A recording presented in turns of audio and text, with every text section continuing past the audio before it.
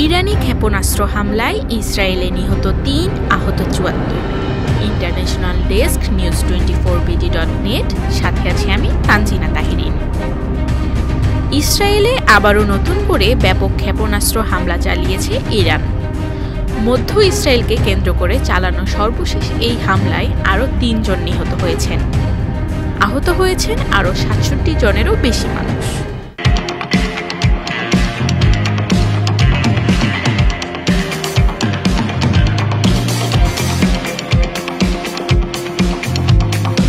ঘটনাস্থল থেকে মোট ৭৪ জনকে বিভিন্ন হাসপাতালে ভর্তি করা হয়। এদের মধ্যে ৫ জনের অবস্থা গুরুতর এবং ৬৮ জন আহত। এছাড়া নিহতদের মধ্যে ১ জন পুরুষ ও ২ জন নারী, যাদের সবার বয়স ৭০-এর বেশি বলে নিশ্চিত করেছে ইসরায়েলের জরুরি চিকিৎসা সংস্থা মেগান ডেভিড অ্যাডম। রাতভর চালানো এই হামলার ফলে ৪টি ভিন্ন জায়গায় ক্ষেপণাস্ত্র আঘাত হানে।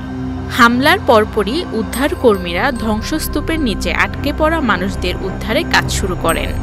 বিভিন্ন এলাকায় ব্যাপক ক্ষয়ক্ষতি হয়েছে বলে প্রাথমিকভাবে ধারণা করা হচ্ছে। এই হামলা ইসরায়েল ও ইরানের মধ্যকার চলমান উত্তেজনাকে আরও বাড়িয়ে তুলবে বলে আশঙ্কা করছেন বিশেষজ্ঞরা। এতক্ষণ আপনাদের সাথে ছিলাম আমি তানজিনা তাহরিন।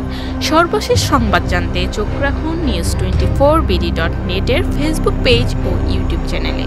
ধন্যবাদ।